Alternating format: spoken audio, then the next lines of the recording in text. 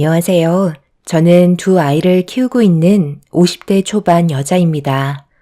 최근에 이사를 하려고 짐 정리를 하다가 오래된 가족 앨범을 보게 되었는데요.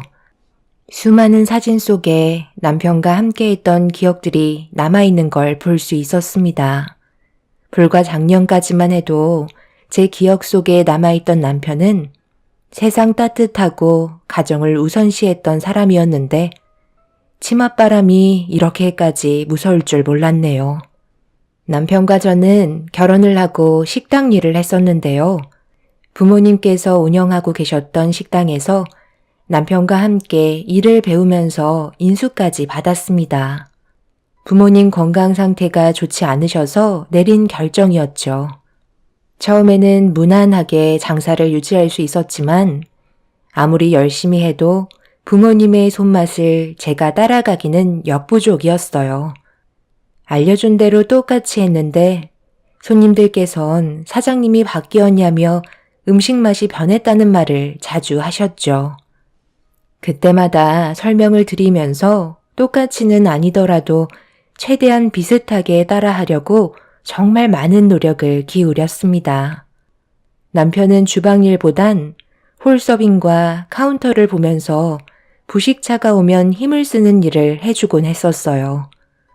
그렇게 각자의 위치에서 땀 흘리며 부딪히다 보니 어느새 부모님께서 식당에 안 계셔도 어렵지 않게 운영을 할 수 있었습니다. 여기까지 오는데도 몇 년이라는 시간이 걸렸었죠. 비록 몸은 힘들었지만 저희 식당에 찾아와 주시는 손님들을 보며 힘을 낼 수 있었고 앞으로 좋은 일들만 생길 거라는 기대에 하루하루의 삶이 너무 행복했었어요. 남편은 원래 일반 직장인이었는데 제가 식당 일을 도와달라고 설득을 했었죠. 부정적으로 생각해 주지 않고 저를 도와준 남편에게 항상 고마웠었어요. 그렇게 큰 사고 없이 잘 지내오다 보니 어느새 젊었던 나이는 훌쩍 지나가고 50의 나이를 바라보게 되었네요.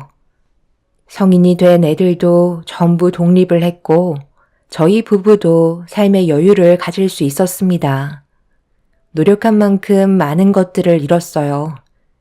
빚 없이 가족이 함께 모여 살 수 있는 집이 있었고 금전적으로 크게 부족함 없는 생활을 유지할 수 있었죠. 그렇게 잘 지내던 어느 날 음식 배달을 하려고 오토바이를 타고 출발한 남편이 교통사고를 당하면서 엄청난 일이 다가오게 될 거라곤 꿈에도 몰랐습니다. 오른쪽 다리에 골절상을 입어서 수술을 해야 했는데요. 한동안 병원 신세를 지면서 완치될 때까지 입원을 할 수밖에 없었어요. 젊은 나이도 아니고 몸이 한번 고장이 나면 후유증이 오래 남게 되니 의사가 정상적인 생활이 가능하다는 진단이 내려질 때까지 돈이 좀 나와도 병원에서 지내는 게 좋을 것 같다는 판단을 하게 되었습니다. 그런데 입원한 지 한 달쯤 지났을 때 남편이 저에게 한 가지 부탁을 했어요. 여보, 나 부탁이 있는데 들어줄 수 있겠어? 병원에 지금 한 달 정도 있었잖아. 그런데 병실이 나 혼자 사용하는 게 아니라서 불편한 점들이 꽤 많더라고. 거기에다가 가격 차이도 많이 안 나면 입원하는 동안만큼 편히 있으면 안 될까? 내가 너무 불편해서 그래. 확실히 여러 가지로 신경 쓰이는 부분들이 계속 생기더라고. 그리고 알게 모르게 다른 환자들이랑 마찰도 있어서 나중에 큰 싸움으로 번질까봐 그것도 걱정이고. 정상인들도 모여서 살면 싸우는 판국에 환자들끼리 한 공간에 뭉쳐 있으니까 불편한 게 너무 많아. 내 부탁 좀 들어줄 수 있지? 그래도 내가 스트레스 받는 것보다 편히 쉬는 게 당신도 마음이 놓이지 않겠어? 사고 났을 때는 몰랐는데 입원하면서 몸 상태를 지켜보니까 여기저기 아픈 곳이 꽤 많이 올라오더라고. 요즘 이런 문제들 때문에 너무 신경이 쓰여서 잠도 제대로 못 자서 예민해지기까지 했다니까. 정 불편하면 병실을 옮겨달라고 해야지 어쩌겠어. 당신 몸이 우선이잖아. 내가 처리해 줄 테니까 너무 걱정하지 마. 남편도 그동안 고생을 많이 해서 그런지 교통사고가 나면서 온몸이 안 좋은 것 같아 보였어요. 거기에다가 병실에 있는 환자들과 함께 생활을 하다 보니 많이 불편한 듯 보였습니다. 그렇게 남편의 부탁으로 1인 병실로 자리를 옮겼고 몇 달간 치료를 받으면서 확실히 몸은 빠른 속도로 좋아졌어요. 의사에게도 퇴원을 해도 될 것 같다는 진단을 받게 되었습니다. 그래서 몇 달간 병원에서 생활할 때 사용했던 물건들을 정리하기 위해 시간 날 때마다 하나둘 집으로 가져왔었어요. 그날도 어김없이 식당 일을 마무리하고 서둘러 병원을 들려 다음날 있을 남편의 퇴원을 준비하려고 병실 문을 열었는데 그 순간 제 두 눈에 거슬리는 장면을 보게 되었죠. 남편이 간호사와 대화를 주고받고 있었는데 뭐가 그리 좋은지 둘이서 서로 마주보고 앉아 있었어요. 제가 병실 문을 열고 들어오자마자 남편과 간호사가 화들짝 놀랐습니다. 오늘은 식당 문을 일찍 닫았나 봐. 내일 내가 퇴원하잖아. 그동안 나를 보살펴준 담당 간호사한테 고마웠다고 대화 좀 하고 있었어. 병원 일하는 게 쉬운 건 아니잖아. 나 같은 환자 돌봐주는 게 얼마나 힘들겠어. 그런데 한 번도 힘든 내색 안 하고 매일 밝은 얼굴로 나를 간호해 주셨어. 당신도 최 간호사 잘 알고 있지? 나중에 내가 식사라도 사야 할까 봐. 제가 심기가 불편한 표정을 보이고 있자 간호사는 저에게 인사를 건넨 뒤 급하게 병실 문을 열고 밖으로 나갔어요. 남편은 저를 바라보면서 기분이 안 좋았던 거라도 있냐며 본인도 무슨 실수를 하고 있는지 아는 것 마냥 눈치를 살피고 있었습니다. 간호사야 당연히 환자를 상대해야 하기 때문에 친절하게 최대한 좋게 끝내려고 남편의 비위를 맞춘 것 같아 그냥 넘어가려고 했었어요. 그때까지도 크게 문제 삼지 않았었죠. 어차피 퇴원을 하면 2번 다시 볼 사이도 아니고 남편과 간호사의 나이 차이도 꽤 있었기 때문에 더 이상 쓸데없는 생각은 하고 싶지 않아 아무렇지 않게 행동했었네요.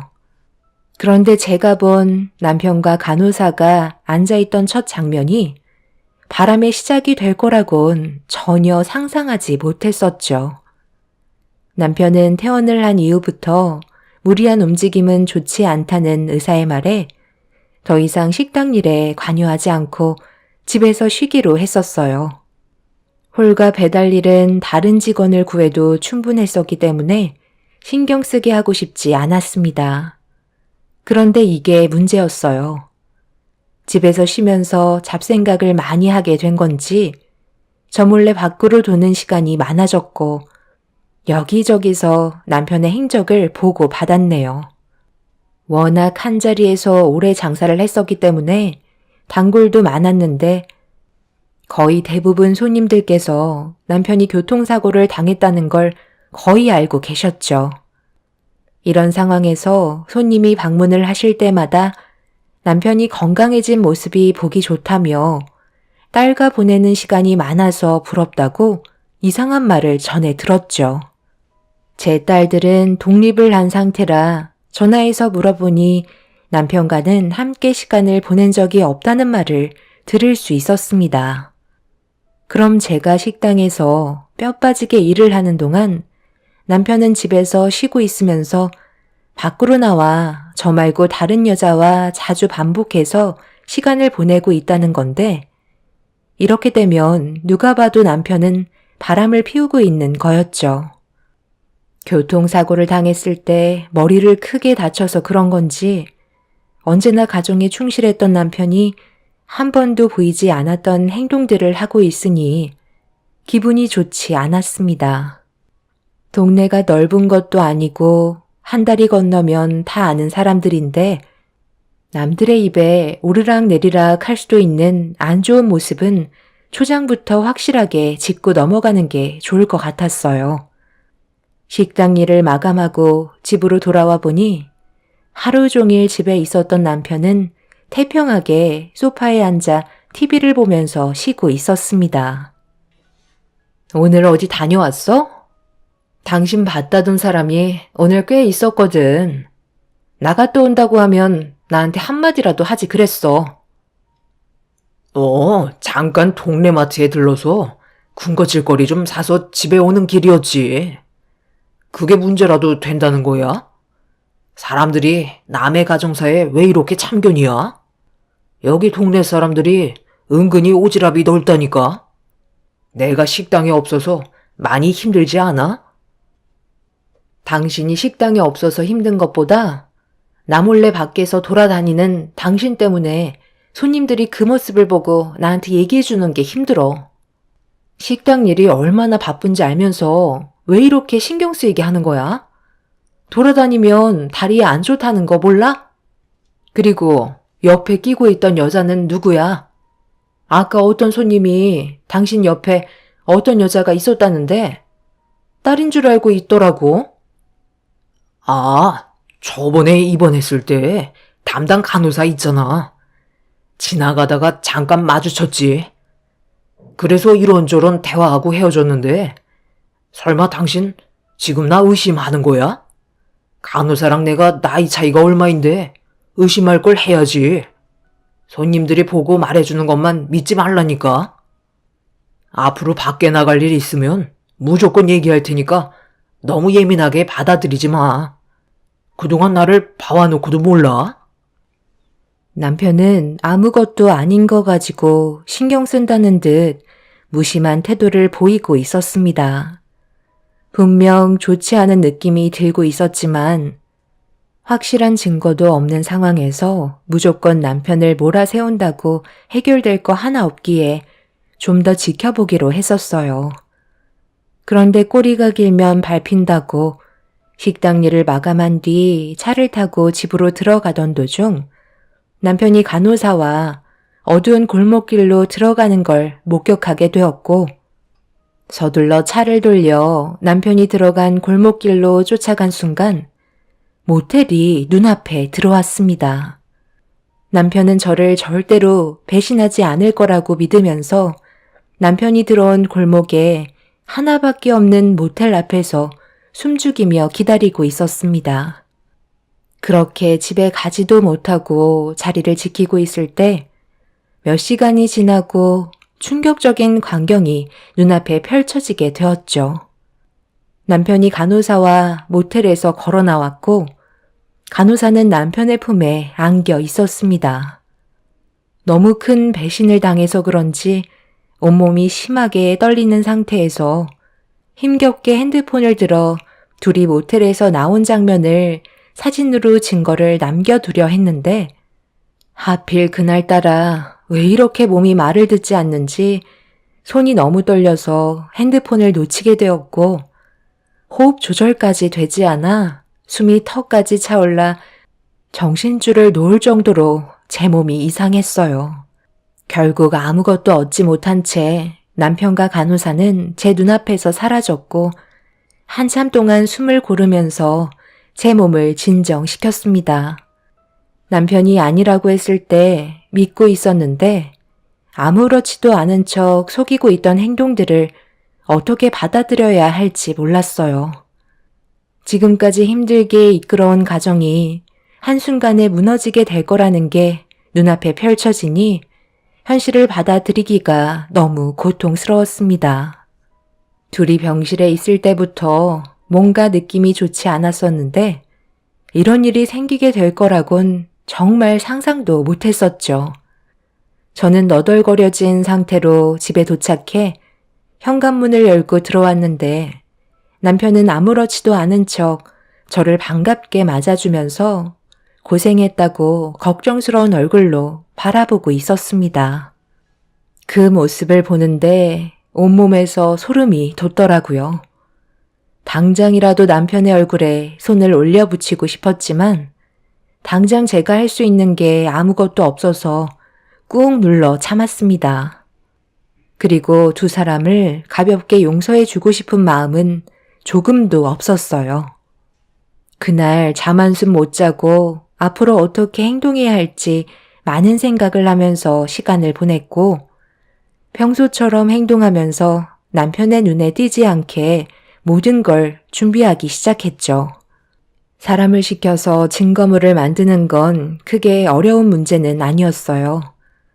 간호사의 생활 전부를 알아야 했고, 가족들은 어떻게 살고 있는지조차 전부 다 보고받을 수 있었습니다. 뼈 빠지게 벌은 돈을 남편과 상간녀의 뒷조사를 하는데 사용한다는 게 너무 화가 치밀었지만, 나중에 전부 돌려받을 수 있다는 변호사의 말에 거침없이 움직였네요. 그렇게 빠져나갈 수 없을 만큼의 증거가 확보가 된 이후 남편이 입원했던 병원을 찾아갔어요. 그리고 간호사를 만났습니다. 제가 따로 얘기 좀 하자는 말에 당황스러운 얼굴로 저를 바라봤지만 아무 말 없이 조용히 따라오더군요. 요즘 병원 일이 살만한가 봐요. 얼굴이 상당히 좋아졌네. 제가 보자고 한 건 잠깐 대화 좀 하려고 부른 거예요. 줄 것도 있고 앞으로 어떻게 하면 좋을지 의견도 좀 듣고 싶어서 직접 얼굴 보자고 한 거니까 너무 긴장하지 마세요. 누가 보면 내가 잡아먹으러 온 줄 알겠네. 일단 서류 안에 있는 자료들 좀 보세요. 그래야 대화가 통할 것 같아서요. 보니까 어때요? 그동안 나 몰래 둘이서 아주 좋아 죽던데. 지금 시대가 어느 때인데 이런 식으로 행동하는 거죠? 남의 가정을 파탄내면 그쪽도 무사하지 못하다는 거 알고 있을 텐데. 젊은 사람이 왜 이렇게 미련한 행동을 하는지 참 안타깝네요. 돈이야 앞으로 벌면 되는 건데 그렇게 조급할 필요가 있었을까? 몸 바치고 얻은 돈으로 가게 확장하면 마음이 편해요? 둘이 정말 끝까지 이어갈 수 있다고 생각한 건 아니잖아요. 어디까지 생각하고 있던 거죠? 설마 나를 내치고 이 자리에 그쪽이 들어올 계획까지 세우고 있었나요? 우리 남편에게 가져간 5천만 원 어떤 돈인지는 알아요? 내가 그동안 뼈 빠지게 벌어 모은 돈을 나중에 애들 결혼할 때 사용하려고 모아뒀는데 그걸 그이가 그쪽한테 갖다 바쳤더라고요. 다른 건 다 참아도 내 자식 돈을 빼간 건 용서할 수 없을 것 같은데. 지금 가게 확장 공사한다던데 그 가게를 운영하고 계신 그쪽 부모님께서는 이런 사실을 알까 몰라. 그쪽 몸이랑 맞바꿔서 얻은 거라고 말씀드리면 그쪽 부모님의 표정이 참 볼만하겠어. 내일까지 당장 5천만 원을 토해내지 않는다면 그땐 여기에 있는 자료 모두가 그쪽 부모님의 손에 쥐어질 거야. 참고로 방금 보여준 건 맛만 보라고 던져준 거니까 앞으로 어떻게 할지 곰곰이 생각해봐. 앞으로 나가봤자 누가 손해겠어? 사모님, 정말 죄송합니다. 제발 이것들을 저희 부모님한테 넘겨주지 마세요.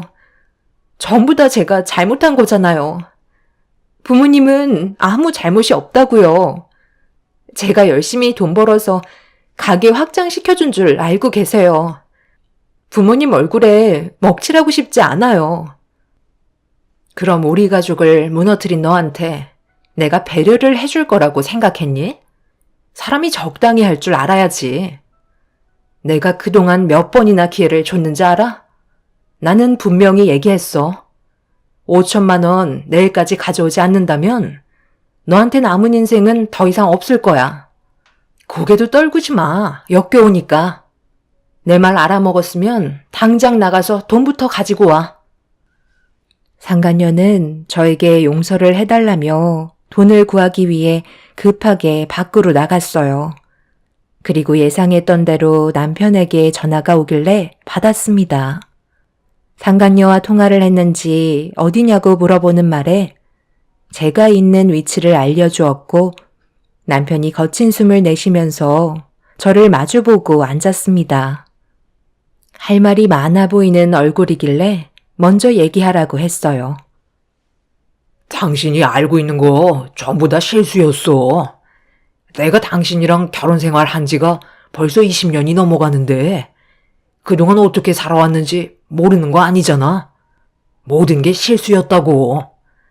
그냥 사는 게 힘들다고 해서 우리가 어려웠을 때가 생각이 나서 잠깐 도와준 것 뿐이야. 그런데 이렇게까지 극단적으로 나오면 어떡하자는 거야? 해명할 기회를 줘야 하잖아. 그래서 지금 당신 말 듣고 있잖아. 내가 얼마나 참고 있는지 안 보여? 그리고 우리 애들 명의로 되어 있는 통장의 돈은 왜 빼간 거야? 자식을 위해 해준 것도 없는데 결혼식이라도 제대로 시켜주고 싶어서 지금까지 모으고 있었던 거 몰라? 엄연히 따지면 통장 명의는 따로 되어 있잖아. 통장 겉면에다가 애들 이름만 적어 놓은 거면서 그게 왜 애들 통장이냐? 지금 그걸 말이라고 하는 거야? 애들 주려고 모아놓은 돈이니까 애들 명의의 통장인 거지. 태어나자마자 조금씩 모아놓기로 했었잖아. 그런데 그걸 잠깐 만난 그 여자한테 5천만 원을 다 털어줘? 자식보다 그년이 우선인 거야? 그래서 뭐 어떡할 건데? 상간녀 소송이라도 하게? 해볼 테면 해봐. 내가 좋아해서 해주는 건데 뭐가 잘못됐다는 거야? 이런 썩어 빠진 인간을 내 인생을 바쳐서 데리고 살았다는 게 정말 후회스럽다. 어떻게 된 게 내가 생각했던 대로 흘러가는지 정말 신기하네. 그 여자가 건물 밖으로 나가자마자 당신한테 전화할 거 예상하고 있었거든. 그럼 당신은 나한테 해명하려고 급하게 달려오겠지. 그래서 선물 하나 준비했어. 여기에다가 사인만 하면 돼. 그럼 우리는 이제 남남 되는 거야. 사람이 왜 이렇게 극단적이야? 어쩌다 실수 한번 한 거 가지고 지금 나랑 이혼하자는 거야? 내가 여태까지 싸운 게 있는데? 그동안 힘들게 싸운 걸 한순간에 무너뜨린 게 당신이야. 긴 말 필요 없고 당장 사인해. 더 이상 함께할 생각 없어.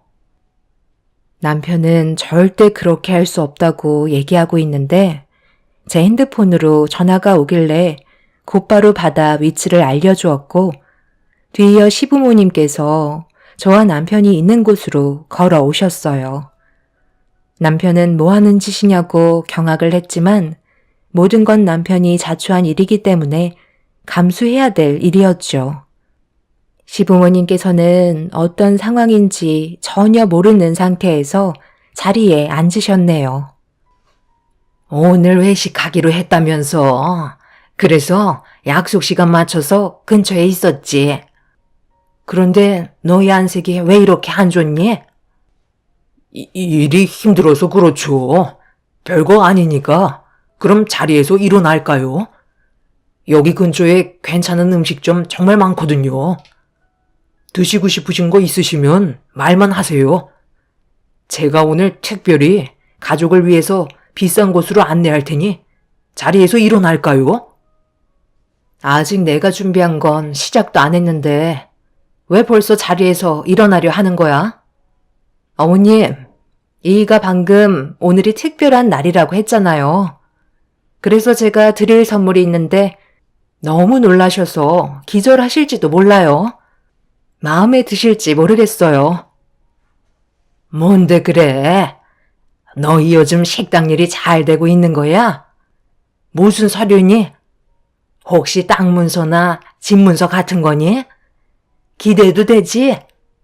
어머나, 이게 뭐야? 여보, 이것 좀 봐봐요.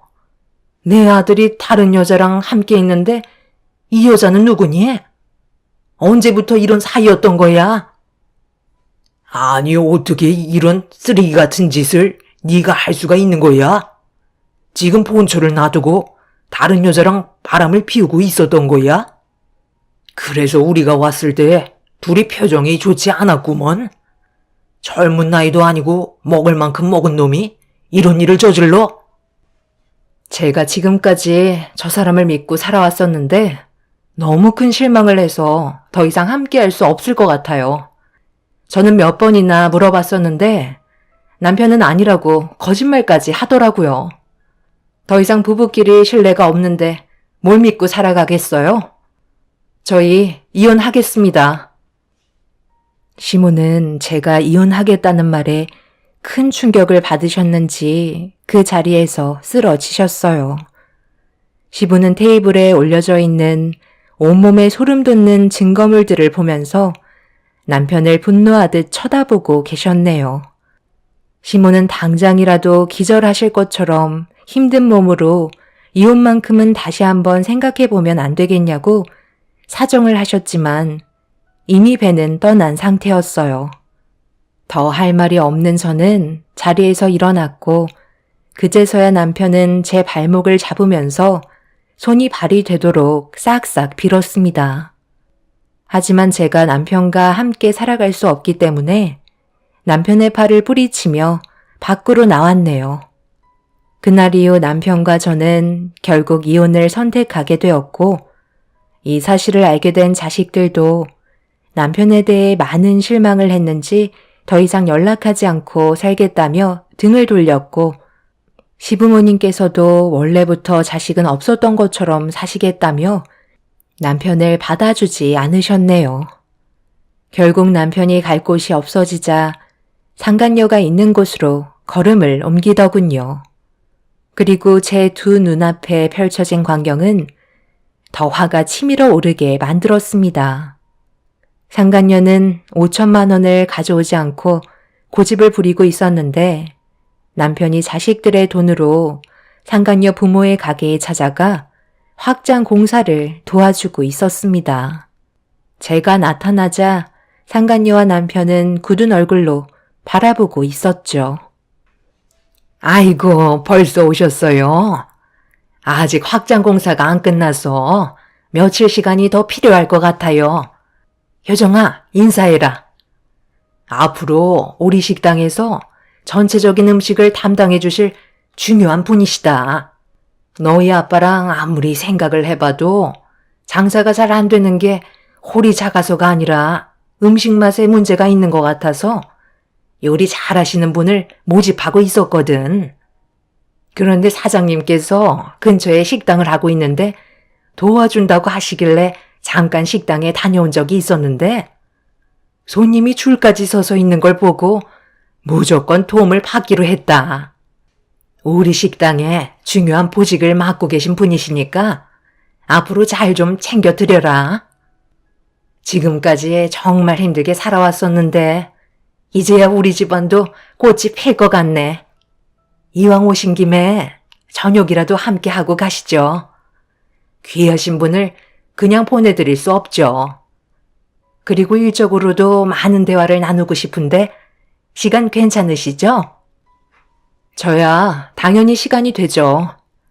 그렇잖아도 오늘 사장님 좀 뵈러 온 게 일적인 문제로 찾아온 거예요. 그럼 식사하러 가실까요? 그런데 이분은 누구세요? 못 보던 분이신데? 사장님 예비 사위 되시는 분이신가 보네. 제가 짐작한 게 맞는 거죠? 제 딸과 결혼까지 생각하고 진지하게 만나고 있어요. 이번에 저희 식당 확장 공사에도 금전적으로 도움을 많이 줬고요. 사위가 오고 난 뒤부터 일이 어찌나 잘 풀리는지 사장님까지 저에게 와주신 걸 보면 저희도 이제 좋은 일들만 생기려나 봐요. 정리도 대충 끝났으니 그럼 나가실까요? 예, 뭐하고 있어? 서둘러 나갈 준비해야지. 제가 괜찮은 곳을 알고 있는데 그쪽으로 가시죠. 이미 함께 식사하고 싶어서 예약을 해뒀거든요. 그럼 출발하실까요? 상간녀와 남편은 정색한 얼굴로 아무 말도 하지 못한 채 저를 따라왔고 상간녀의 부모는 이 사실을 전혀 모르고 있는 듯 상당히 기분이 좋아 보였습니다. 그렇게 제가 준비한 자리에서 모두가 함께 모여 식사를 하면서 때를 기다리고 있었어요. 상간녀의 부모는 저에게 일적으로 여러 가지 질문을 하면서 대화를 이끌어 나갔지만 더 이상 저는 아무것도 귀에 들어오지 않았습니다. 그런데 상간녀의 엄마가 천장에 걸려있는 빔 프로젝터가 눈에 들어왔는지 식당에서 이벤트 같은 것도 하냐며 웃으면서 질문을 던지길래 식사하면서 좋은 영상 하나 볼 거 있는데 보시겠냐고 물어보니 상간녀의 부모는 긍정적인 모습을 나타내셨네요. 그렇게 제가 준비한 영상이 재생이 되었고 식사를 하시면서 영상을 보던 상간녀 부모는 입에 가득 들어간 음식을 내뿜으며 사색이 된 얼굴로 저를 바라보고 있었습니다. 영상을 통해 모든 상황을 알게 된 상간녀의 부모는 입을 다물지 못했네요. 어머, 이게 어떻게 된 거야? 왜 저 사람한테 가족이 있는 거니? 함께 찍은 영상들이잖아. 얘, 무슨 말 좀 해보라고. 어머나, 이건 또 무슨 영상이야? 네가 어떻게 이런 일을 저지를 수 있는 거야? 둘이서 지금 모텔에서 나온 거 맞지? 엄마, 죄송해요. 이렇게까지 될 줄 몰랐어요.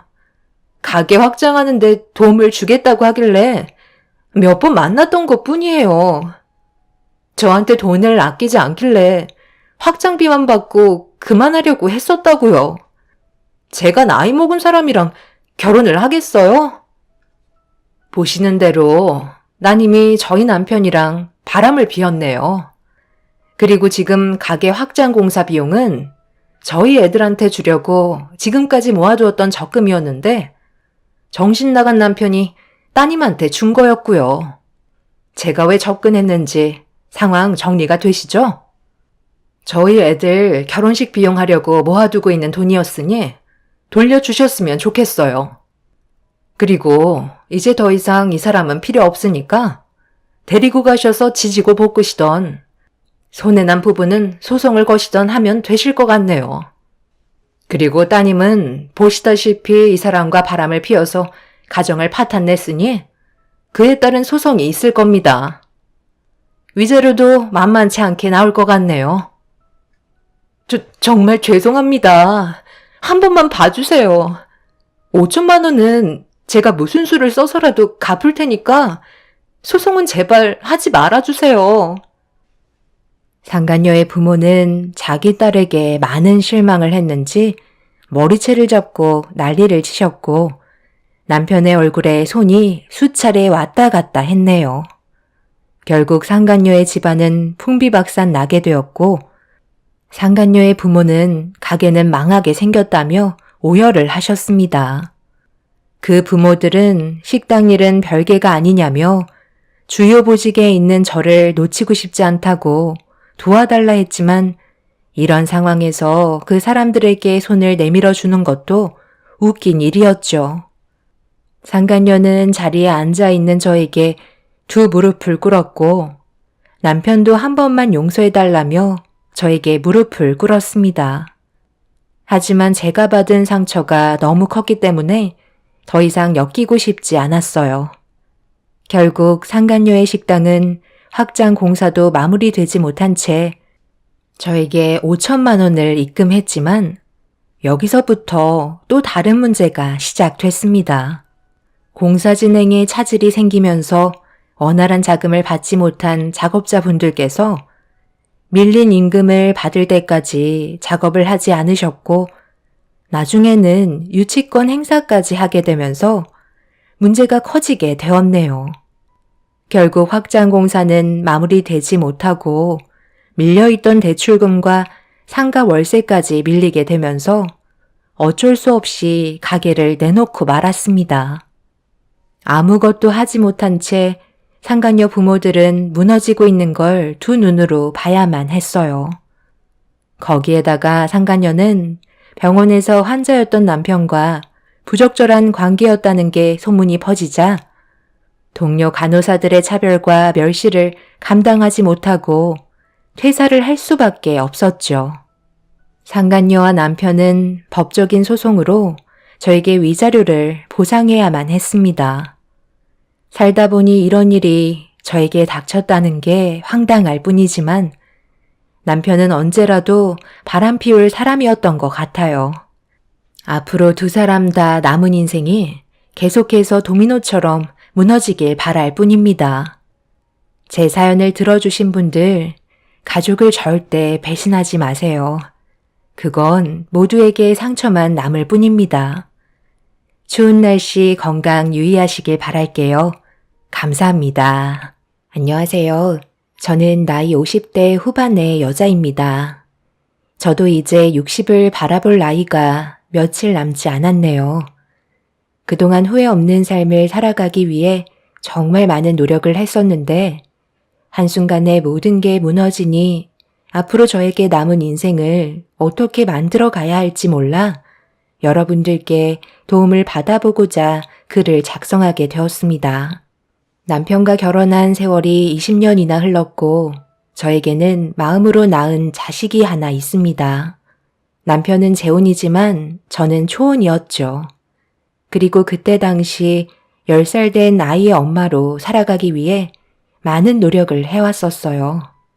그때 당시 제 딸은 어느 정도 현실을 인정했지만 오랜 시간 걸리지 않고 엄마라는 말을 들을 수 있었습니다. 비록 배 아파 낳은 아이는 아니었지만 엄마의 역할을 담당하게 된 저는 불면 날아갈세라 해줄 수 있는 건 뭐든 다 해주면서 키웠었어요. 아무래도 친엄마가 아닌 새엄마이기 때문에 아이에게 눈치를 보게 되는 상황들도 덜어 있었고 여러 가지 부딪힐 수밖에 없는 경우도 있었지만 어른인 제가 언제나 배려하며 참고 넘어갔습니다. 그렇게 한 가족의 구성원이 되기 위해서 노력하며 살다 보니 어느새 20년이 흘러버리게 된 거였죠. 그런데 제 딸이 어렸을 때는 새엄마라는 걸 예민하게 받아들이지 않았었는데 고등학생이 되면서 저와의 거리를 두기 시작했어요. 그리고 성인이 되었을 때 가까이 갈 수 없는 벽 같은 게 생기자 그래서 이런 문제들을 남편과 진지하게 대화를 나눴었지만 딱히 해결되는 건 없었습니다. 시간이 지나면 자연스럽게 해결이 될 거라며 크게 문제 삼지 않았고 그런 남편의 모습이 서운하게 다가왔었죠. 분명 저를 부를 때는 엄마라곤 하는데 껍데기만 엄마이고 제가 할 수 있는 건 아무것도 없었습니다. 그저 집안의 가정부인 것 마냥 가사를 하는 것 외에는 제가 집에 있는 이유를 찾지 못했었어요. 저는 가까이 가려고 노력했지만 딸은 항상 거리를 지켰습니다. 그런 생활이 반복이 되면서 뭐가 문제인지도 모르는 상황들이 답답해 단둘이 대화할 수 있는 기회가 왔을 때 접근을 시도하려 해도 딸은 계속해서 피하기만 했었습니다. 그럴 때마다 저를 엄마라고 부르면서 쫓아다니던 옛날이 그리웠었죠. 항상 참아왔고 기다려주며 뭐든 들어주려 했던 제가 결국 폭발하면서 서운했던 감정을 딸에게 터뜨리게 되면서 위태로웠던 가정은 결국 무너지게 되어버렸죠. 그리고 딸이 왜 그동안 저에게 벽을 뒀는지 알 수 있었습니다.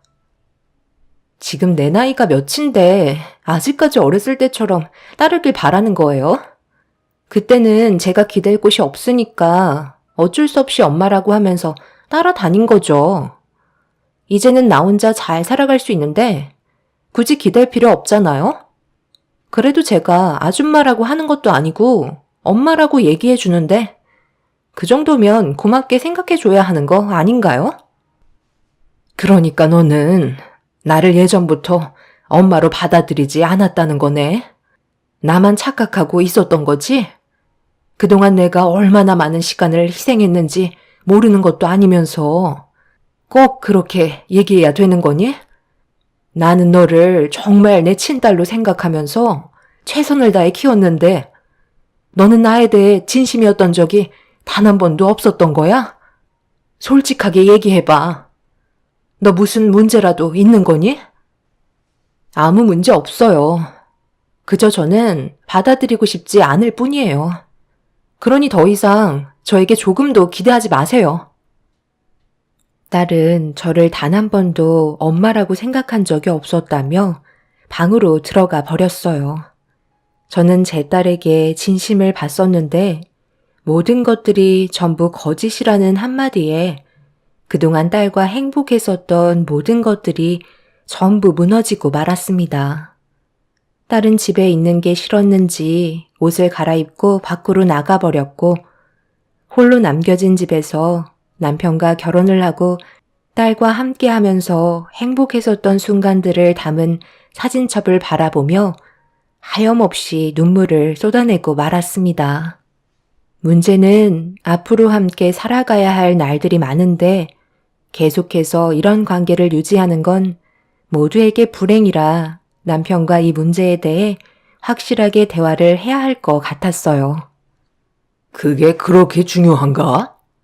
나는 당연히 그럴 수 있다고 생각하는데, 당신은 그동안 최선을 다해서 키웠다고 하지만, 그래도 친딸이 아닌 건 변함이 없는 거잖아. 그러니 어쩔 수 있겠어? 그냥 이대로 살아갈 수밖에 없는 거지. 무슨 말을 그렇게 해? 교수라는 사람이 머릿속에서 나오는 생각이 그것 말고는 없는 거야? 최대한 좋은 관계를 유지하면서 살아가야 할 거 아니야. 우리가 지금 함께 살아온 세월이 20년이야. 그럼 서로 모르는 게 없을 만큼 가까운 사이인데 풀 수 있는 건 최대한 좋게 해결해서 좋은 관계를 유지하는 게 맞는 거 아니야? 그런데 당신이 하는 말은 너무 무책임하잖아. 내가 교수라고 해서 모든 걸 다 해결해 줘야 하는 건 어디서 나온 말이야? 이 문제는 내가 아닌 당신과 지영이가 해결해야 되는 거라고. 나는 도와줄 수 있는 게 아무것도 없다니까. 그래, 당신 말 잘했다. 20년 함께 살아왔으면서 아직까지 지영이 성격을 몰라? 벌써 30살이 되어버렸는데 이런 문제를 아직까지 가지고 있다는 건 당신한테 문제가 있는 거야. 지금까지 나는 엄마 역할을 하기 위해 뭐든 다 해줬고 간이며 쓸개며 다 빼줬다고 생각해. 화 한 번 안 내고 정말 애지중지 키우면서 엄마로 인정받기 위해 열심히 살아왔었다고. 모든 걸 희생했는데 도대체 뭐가 문제라는 건데? 방금 얘기했잖아. 그래봤자 어차피 당신이 배 아파 낳은 자식이 아니기 때문에 친엄마로 인정받을 수 없는 거라고. 그때 나랑 결혼했을 때 지영이가 신생아도 아니고 10살이나 됐었다고. 벌써 알 거 다 아는 나이였는데 당신을 엄마라고 받아들이고 산다는 게 이상한 거지. 쓸데없이 예민하게 굴지 말고 그냥 물 흘러가는 듯 살면 되는 거야. 나중에 마음을 열겠지. 집안의 가장이란 사람이 어떻게 이런 무책임한 말을 할 수가 있어? 내가 힘들어서 지금 도움을 요청하는 거잖아. 도와줄 수 있는 게 나는 아무것도 없으니까 당신이 알아서 해. 지영이 성격 뻔히 알면서 나보고 어쩌라는 거야. 남편은 좋은 관계를 유지하고 싶은 저를 이해해주지 않았어요. 친딸이 아니기 때문에 절대로 가까워질 수 없다며 그만하길 원하고 있었습니다. 남편은 제가 생각했던 것보다 예민하게 반응을 하길래 많이 당황스러웠었지만 그래도 최대한 도움을 받고 싶었어요. 친아빠인 남편이 저 대신 대화를 해본다면 문제점을 해결할 수 있을 것 같았거든요. 하지만 남편은 저를 조금도 도와주지 않으려 하고 있었죠. 그런 태도가 너무 실망스럽게 다가왔고 그때부터 남편과도 안 좋은 관계가 되어버렸어요. 결국 제대로 된 해결책 하나 얻지 못한 채 서로 침묵하며 지내는 게 일상이 되었고 딸은 저를 대할 때와 다르게 남편과는 서로 웃으면서 행복한 관계를 유지하고 있었습니다. 한 공간에 지내면서 너무 멀게만 느껴지는 거리에 서러운 감정이 북받쳐 늦은 저녁 눈물을 흘린 적이 한두 번이 아니었어요. 그저 남편과 결혼했을 때 다른 거 하나 안 바라고 웃음이 끊이지 않고 행복한 날들만 상상했었는데 반대의 삶을 살고 있는 제 자신을 보니 너무 불쌍해 보였습니다. 제가 처음으로 이 집에 있어야 할 이유를 찾지 못했어요. 그래서 저도 모르게 일탈을 하고 싶었는지 한동안 집에 들어가지 않았습니다. 처음에는 남편이 이런 제가 걱정됐는지 며칠 전화 와서 집에 들어오라고 했었지만 어느 순간부터는 아예 전화 자체가 없더라고요. 제가 밖에서 맴돌았던 것도 딸이 전화는 아니더라도 문자 한 통은 해줄지도 모른다는 기대에 시도한 건데 정작 딸은 단 한 번도 연락을 주지 않았습니다. 결국 일주일 만에 집에 들어왔는데 제가 없던 시간 동안에 집은 난장판이 되어 있었어요. 저 하나 없다고 관리가 안 되는 집을 보니 한숨밖에 안 나왔고 밀려있는 집안일들을 하면서 저녁을 준비하고 있는데 남편과 딸이 현관문을 열며 집으로 들어왔습니다. 제가 한동안 집에 들어오지도 않았었는데 둘은 뭐가 그리 즐거운지 서로 웃으며 대화를 주고받으면서 들어오길래 그 모습을 본 저는 너무 서운한 마음에 결국 참아왔던 감정을 터뜨리고 말았습니다. 내가 일주일 넘게 집에 들어오지 않았는데 지금 둘은 아주 살판 났나 봐. 집안 꼴은 이게 뭐야? 지영이 너는 어디를 들어가? 엄마를 봤으면 인사를 해야 되는 건 기본 아니니? 내가 너를 예의 없게 가르친 것도 아닌데 어른 앞에서 뭐 하는 태도야? 내가 그렇게 들어오라고 몇 번이나 얘기했었는데도 오지 않더니 뭘 잘했다고 지금 내 앞에서 큰 소리야? 당신 없는 동안 집안 꼴을 봐봐. 이게 돼지우리지 사람 사는 집이야? 다 당신이 혼자 자초한 거잖아. 내가 얘기했지. 그냥 흘러가는 대로 살면 되는 거라고. 당신이 계속 삐딱하게 구니까 이런 문제가 생긴다는 거 몰라? 우리는 저녁 먹고 들어왔으니까 당신 혼자 차려 먹어. 미리 전화 한 통이라도 줬으면 밖에서 같이 먹기라도 했었을 거 아냐? 제발 생각 좀 하고 움직이면 안 될까? 그리고 지영이한테 뭐라고 하지 마. 가뜩이나 사이 안 좋다면서 더 안 좋아질 거야? 제발 하루라도 조용하게 좀 살자. 집에까지 와서 스트레스 받아야 되겠어? 그리고 이번 주말에 지영이가 남자 하나 집으로 데려올 거야. 결혼하고 싶은 남자가 생겼나 봐. 그런데 그때도 얼굴 붉히는 모습 보여줄 거야. 자식은 가만히 있으면 알아서 다가오는 법이야. 결혼? 나한테는 한마디 말도 한 적 없었는데 주말에 남자를 데리고 집으로 온다고? 지영아, 방문 좀 열어봐.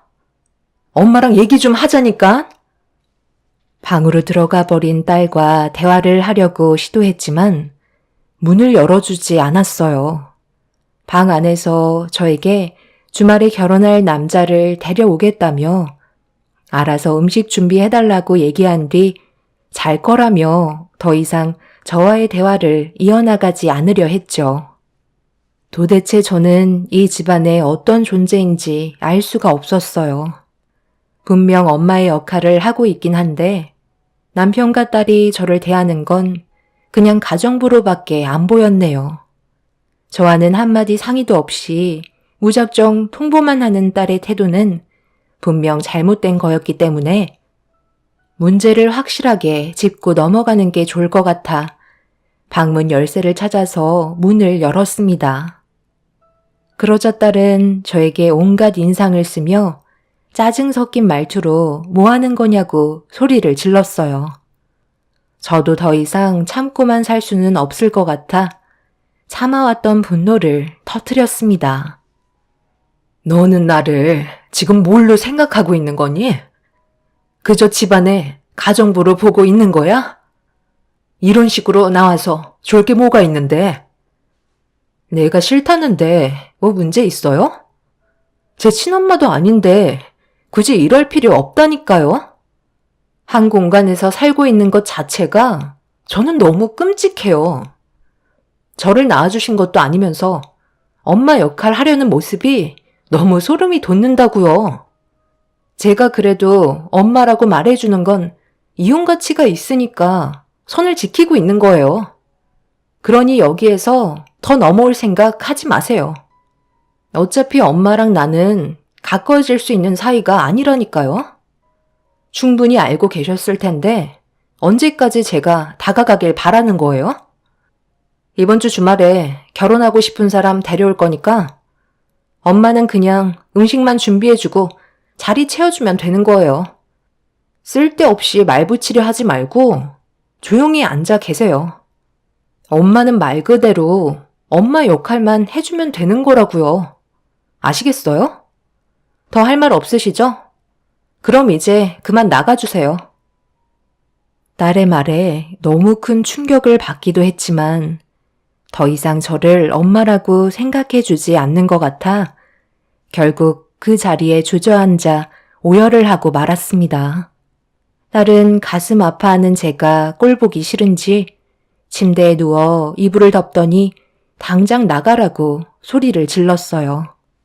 확실하게 딸의 마음을 알게 된 저도 더 이상 가까워지려고 노력할 필요가 없을 것 같아 그날 이후 아무것도 하지 않았습니다. 친엄마가 아니기 때문에 깊게 관여하고 싶은 마음도 없었어요.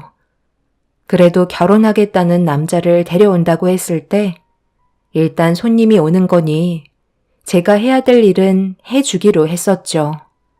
그렇게 과하지 않을 정도로 적당히 음식을 준비했고 딸은 결혼할 남자를 데리고 집으로 들어왔네요. 그렇게 모두가 한자리에 모여 식사를 하면서 남편이 대화를 주도하고 있었지만 저는 이미 마음의 상처를 많이 받은 터라 따로 질문을 하지 않고 묵묵히 자리만 채워주고 있었습니다. 그런데 갑자기 딸이 저에게 말을 걸었는데 그 한마디가 제 마음을 찢어버렸고 온몸이 부들부들 떨릴 정도로 화가 치밀어 오르고 말았죠. 아줌마, 앞에 음식 비어져 있는데 빨리 좀 채워주면 좋겠어요. 이런 건 말 안 해도 알아서 해줘야 하는 거 아닌가요? 너 지금 뭐라고 그랬니? 아줌마? 지금 나한테 아줌마라고 얘기한 거야? 지영아, 도대체 이렇게까지 하는 이유가 뭐야? 아줌마 맞잖아요. 아니에요? 저를 여태껏까지 키워주신 건 맞지만 그렇다고 이 자리에서 엄마라고 할 수는 없는 거잖아요? 안 그래요, 새아줌마? 뭘 그렇게 놀라신 듯 쳐다보세요. 틀린 말은 아니잖아요. 선우 씨, 내가 얘기했었지? 우리 아빠 좋다고 쫓아다니셔서 결국 결혼하셨다고. 내가 그래서 어렸을 때 얼마나 화가 많이 났었는데. 힘이 없으니까 어쩔 수 없이 엄마라고 부르며 살았었는데 그게 그렇게 좋았는지 지금까지 옛 추억에 빠져 사신다니까. 아줌마, 제 말 안 들려요? 음식 채워달라니까요. 딸의 말에 엄청난 충격을 받은 저는 끓어오르는 분노를 참지 못했었어요.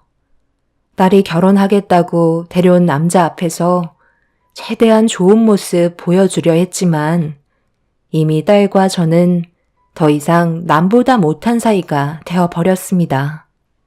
이성을 잃어버리기 전에 자리에서 일어나 비어져 있던 접시에 음식을 덜어준 뒤 저 혼자 방으로 들어와 피눈물을 흘리고 말았네요. 그 자리에 계속 버티고 있었다면 저도 모르게 딸의 뺨에 손이 올라갔을 테고 더 큰 일이 벌어졌겠지만 저는 그런 상황을 원하지 않았기 때문에 서둘러 자리를 피하는 것 뿐이었어요. 그렇게 방에서 그동안 살아온 세월의 시간을 후회하면서 화를 억누르고 있는데 주방에서는 서로 웃고 떠드는 목소리가 방에까지 새어 들어왔네요. 내 친딸이라고 생각하며 키워오면서 크게 바라는 것 없이 20년의 세월을 버티며 살아왔는데 저에게 남은 건 아무것도 없었습니다. 그저 그동안 무료 봉사한 것 같은 느낌이었어요. 한참 동안 웃고 떠들며 시간을 보낸 딸과 남편은 그 남자에게 서둘러 결혼하길 원했고, 저 빼고 좋은 시간을 보냈는지 배웅까지 해주는 소리가 제 귀에 들려왔어요.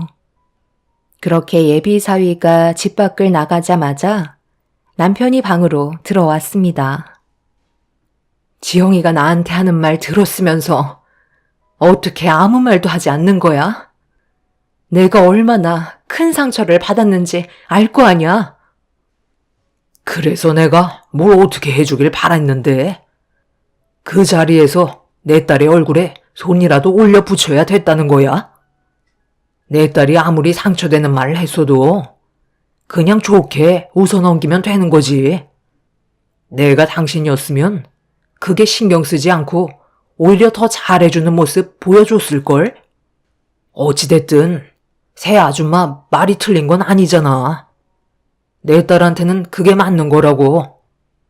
새 아줌마나 새 엄마나 똑같은 말인데 뭘 그리 예민하게 받아들여? 일단 당신이 우리 집안의 엄마라고 한 거나 마찬가지 아니야? 당신은 끝까지 내 편을 들어주지 않겠다는 거지? 나랑 더 이상 살고 싶지 않아서 그러는 거야? 이혼하길 바라는 거냐고? 지금 이 나이에 이혼해서 뭐해? 앞으로 살면서 이런 일은 아무것도 아니야. 더 큰 일도 수도 없이 많을 거라고. 원래 가족이 다 그런 거 아니겠어? 상처되는 말 주고받기도 했다가 나중엔 다시 용서하고 사는 게 가족이지. 이런 걸로 너무 예민하게 받아들이지 마. 요즘 뭐만 하면 얼굴 붉히고 화를 내니까 내가 다 숨이 막힌다고. 오늘 일은 그냥 조용히 넘어가자. 남편은 저를 조금도 이해해 주려 하지 않았어요.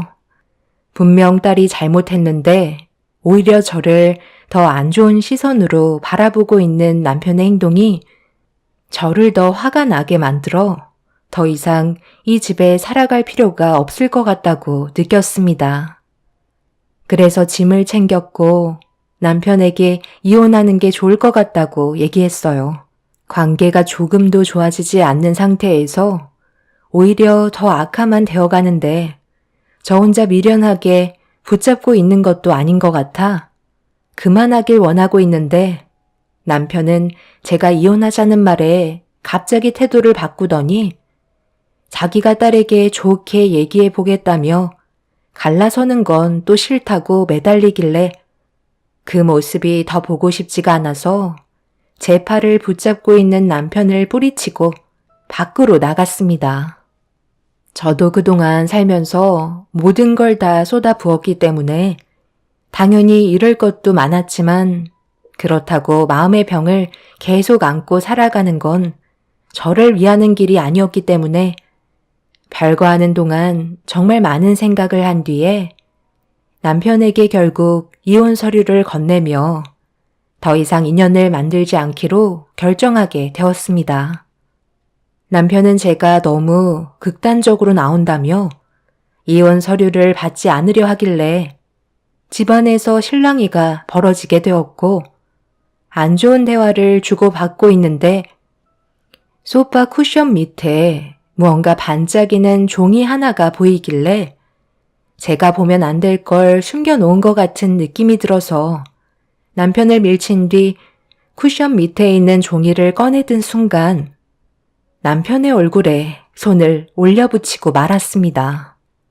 너무나도 큰 배신감은 제 눈에 눈물이 쏟아지게 만들었어요. 청첩장에 적혀있는 이 이름 뭐야? 왜 당신 이름만 들어가 있고 내 이름은 빠져 있는 건데? 지금 나랑 뭐 하자는 거냐고? 어떻게 내 이름이 들어가지 않고 당신 전처가 청첩장에 이름을 박아놨냐고. 언제부터야? 당신 나 몰래 전처 만나고 있었어? 내가 원해서 그런 게 아니라 지영이가 그렇게 하고 싶어 한 것뿐이라고. 친엄마가 결혼식에 참석하길 원한다는데 내가 그걸 막을 수는 없는 거잖아. 지영이의 의견을 존중해 줘야 한다고. 한 번뿐인 결혼식에 친엄마가 자리를 채워주길 바라는데 단칼에 거절할 수는 없는 거지. 그래서 하도 부탁하길래 어쩔 수 없이 허락해 준 것 뿐이야. 나는 끝까지 반대했었다니까. 그래서 지금 당신 옆자리에 내가 아닌 전처를 앉히겠다는 거네. 20년간 당신 아내로 살아온 나는 그동안 껍데기에 불과했던 거야? 끝까지 가보겠다는 건데 정말 후회 안 할 자신 있지? 지영이 어딨어? 당장 집으로 들어오라고 전해.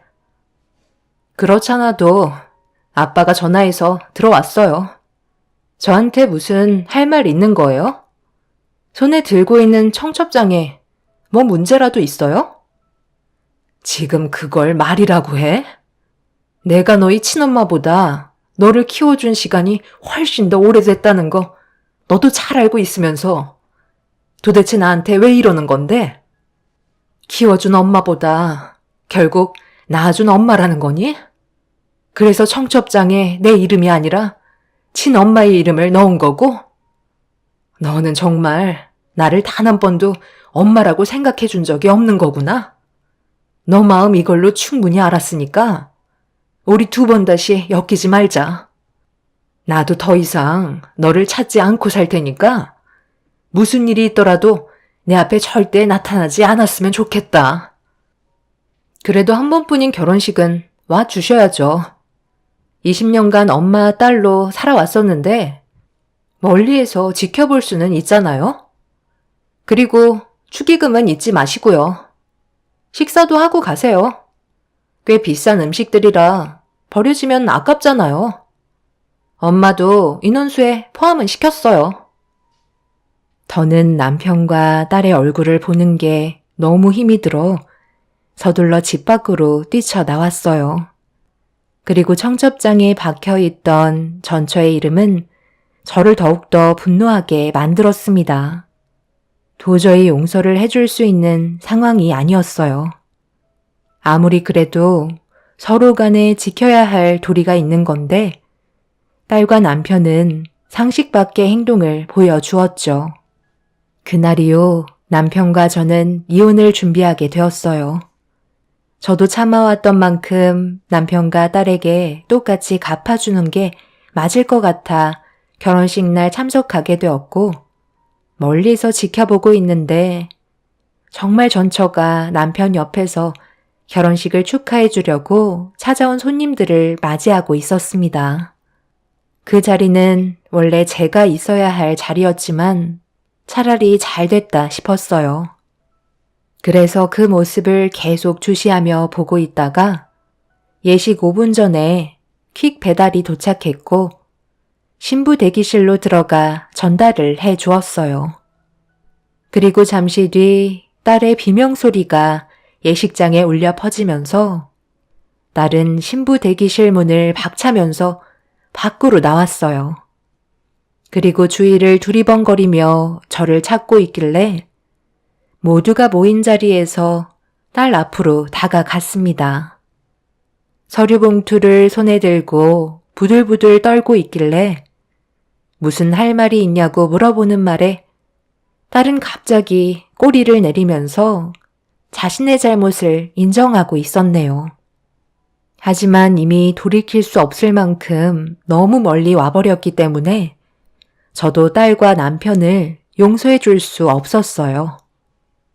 이제 와서 용서를 구한다고 달라지는 건 아무것도 없어.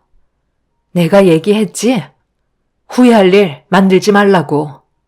분명 몇 번이나 경고했었는데 너는 내 말을 무시하고 끝까지 나한테 상처를 줬잖아. 그런데 나는 너한테 이런 식으로 행동하면 안 되는 거니? 아니, 그렇다고 이렇게까지 하는 건 문제가 있는 거죠. 솔직히 이건 건들면 안 되는 거 아닌가요? 제가 왜 저 사람이랑 결혼을 허락받을 수 있었는데요. 엄마가 저한테 그 건물은 주기로 약속하셨잖아요. 그런데 지금 그 건물을 처분하시면 어쩌자는 거예요? 이건 엄연히 다른 문제라고요. 제가 그 건물에 얼마나 많은 계획을 가지고 있었는지 알아요? 이게 다 무슨 말이야? 그 건물을 왜 처분하신다는 건데? 당신이 거기에 병원을 크게 개원할 수 있게 해준다며? 그래서 우리 부모님이 그 조건 때문에 결혼 허락해 주신 건데, 갑자기 이렇게 말을 바꾸면 어쩌자는 거야? 거기 위치가 얼마나 좋은 곳인데. 아직 처분된 거 아니니까 기다려 보라고. 내가 다 해결하면 되는 거잖아. 엄마, 내가 잘못했어요. 나는 그냥 친엄마랑 결혼식을 올리고 싶었던 것 뿐이에요. 한 번뿐인 결혼식이니까 그렇게 할 수 있는 거잖아요. 나를 낳아주신 분과 함께 하고 싶었던 건데, 그게 그렇게 잘못된 거예요? 그리고 그동안 제가 버릇없이 행동한 건 전부 다 저희 친엄마가 시켜서 그런 거라고요. 친엄마가 항상 저한테 얘기하셨어요. 아빠를 꼬셔서 그 자리를 꿰차고 들어갔으니 제가 복수를 해야 된다고 그러기에 여태까지 마음에도 없는 행동을 했던 것 뿐이에요. 저는 제자리로 돌려놓고 싶었다고요. 그게 가정의 평화가 오는 거라고 생각했어요. 그래서 나한테는 한 번이라도 그런 일들을 얘기한 적이 있었어? 없었잖아. 여태 내 친자식도 안 낳고 너와 차별할까봐 불면 날아갈세라 그렇게 희생해서 키웠건만 고작 돌아오는 게 이런 거니? 너가 내게 솔직히만 털어놨어도 금방 오해가 풀렸을 것을. 은혜도 모르는 것.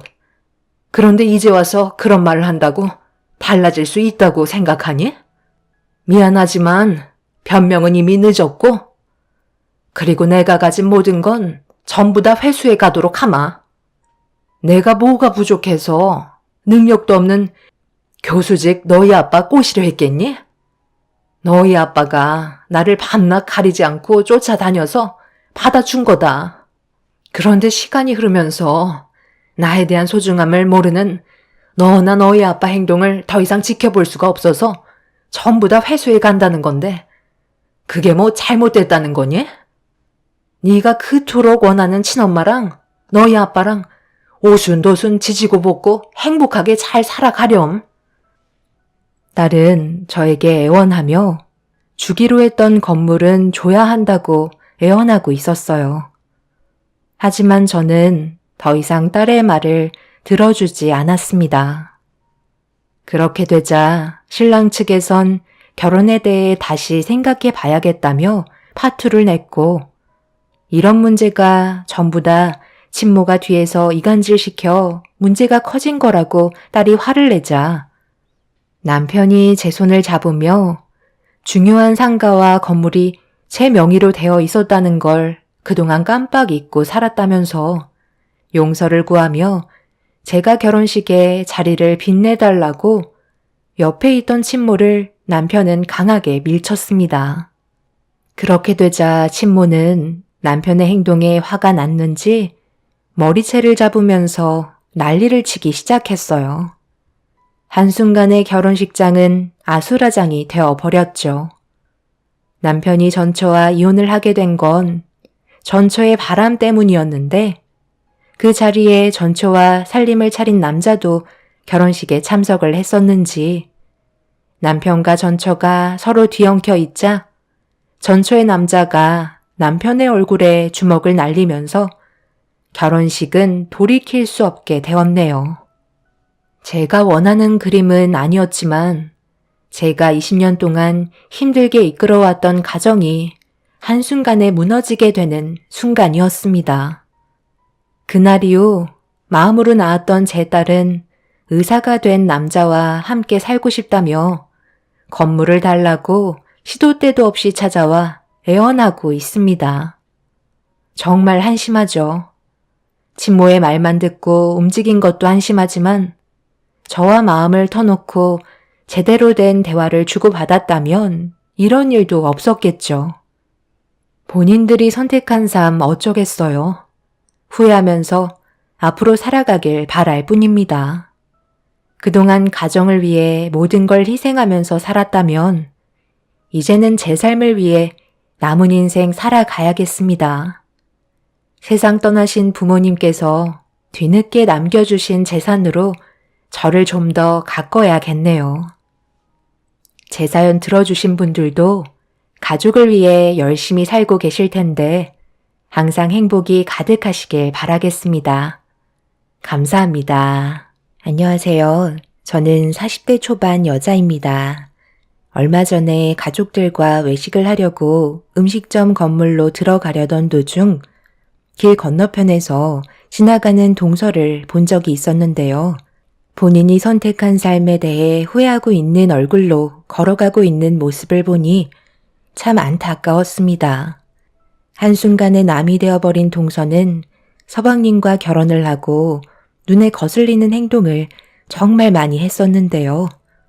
어느 정도는 참고 넘어가려 했었지만 하는 행동들이 제 속을 뒤집어 놓을 만큼 매번 시집 모임 때마다 온갖 꾀를 부리며 저에게 정말 많은 스트레스를 주고 있었어요.